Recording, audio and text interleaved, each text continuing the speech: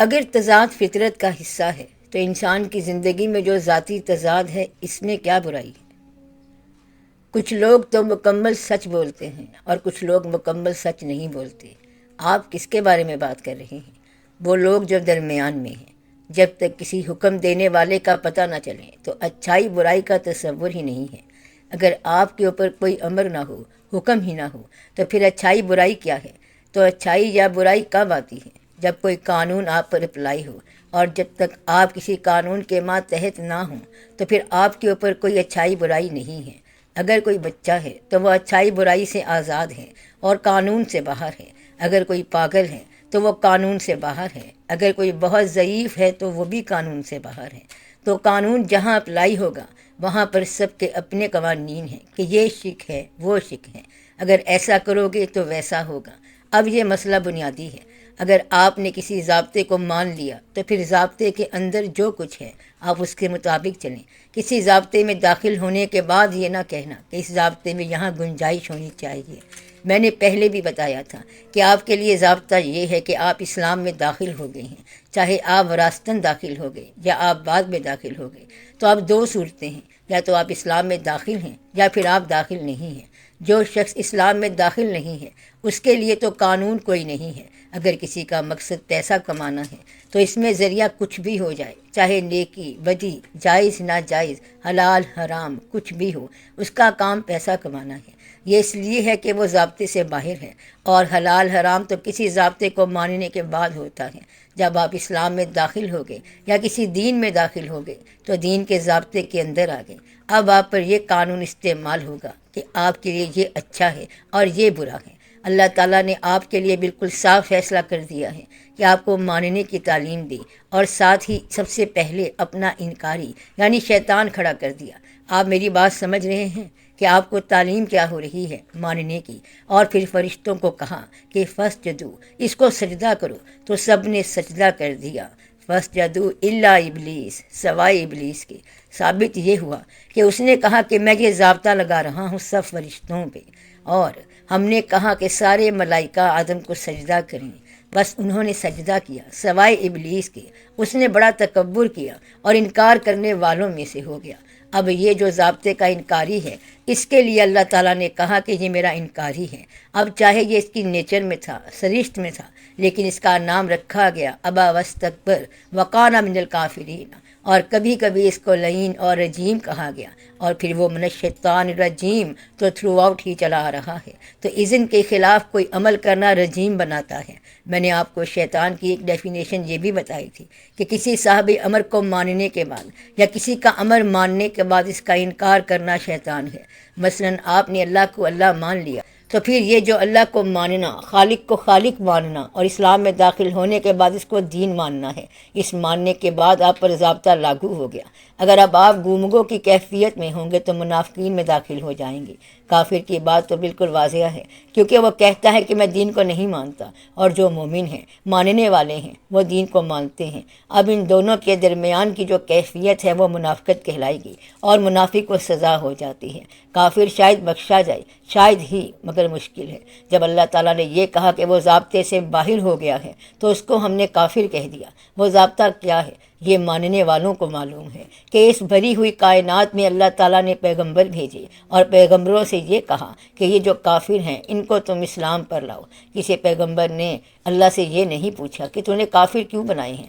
آپ کے ذہن میں جو بات اٹکی ہوئی ہے، اس کے لیے اگر 3 باتیں آپ سن لیں تو پھر آپ کو بات سمجھ آ جائے گی۔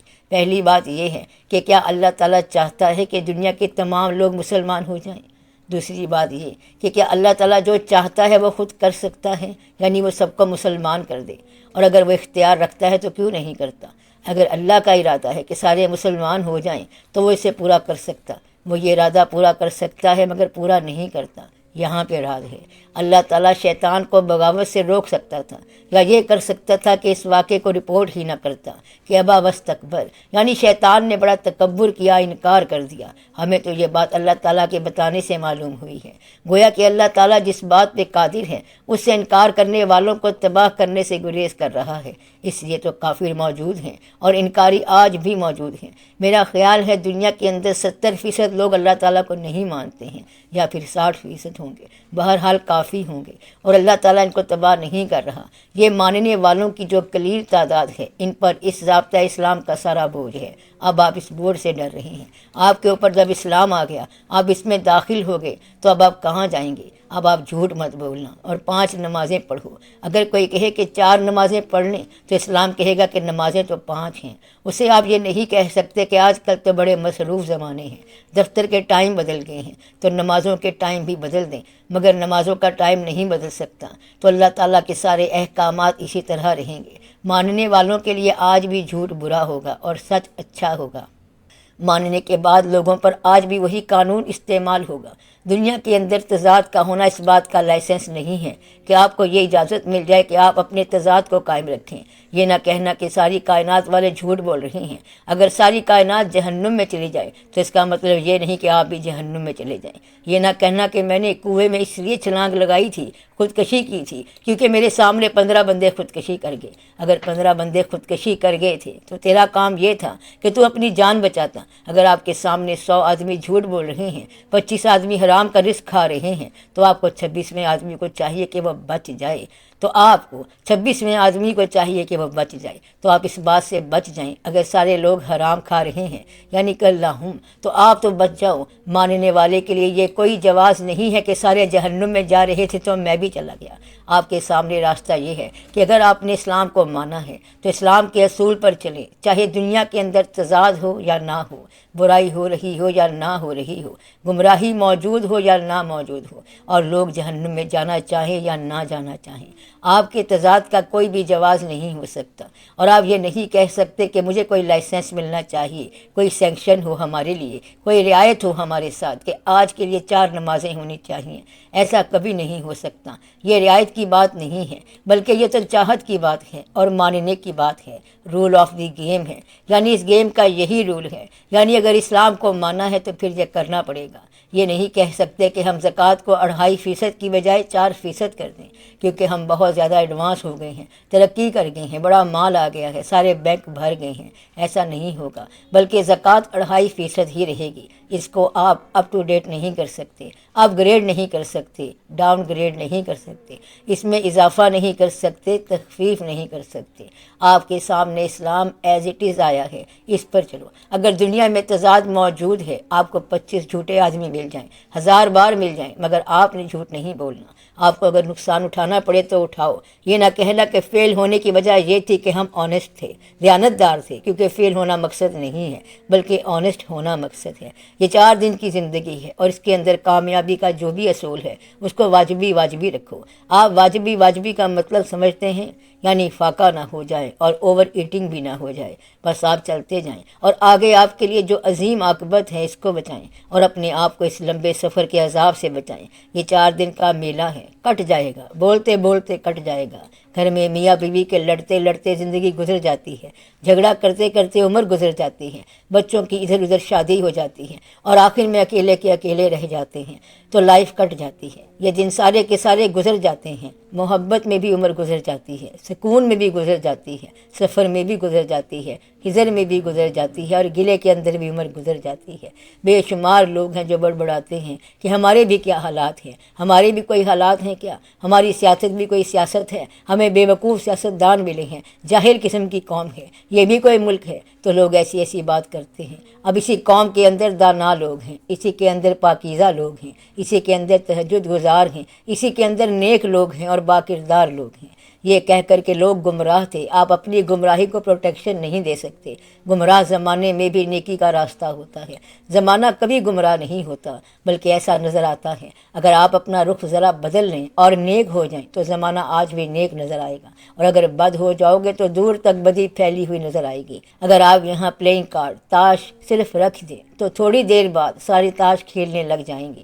اگر شطرنج رکھ دو تو سارے وہ کھیلنا شروع کر دیں گے، اور اگر یہاں پر 8-10 قرآن شریف رکھ دو تو کئی کہے گا کہ میں اس کا ایک رکوع ہی پڑھ لوں، پھر سارے پڑھنے لگ جائیں گے۔ اس طرح سارے لوگ قرآن شریف پڑھنے لگ جائیں گے۔ یہ ہے آپ کے ماحول کی بات۔ انسان گالی سنتے سنتے گالی دینا شروع ہو جاتا ہے، تو جیسا ماحول ہوگا ویسا ہی اختیار ہو جائے گا۔ اس لیے آپ کو یہ سکھایا گیا ہے کہ النتا علیہم، یعنی اللہ تعالیٰ ہمیں ان لوگوں کی راہ دکھا جن پر تیرا انعام ہوا۔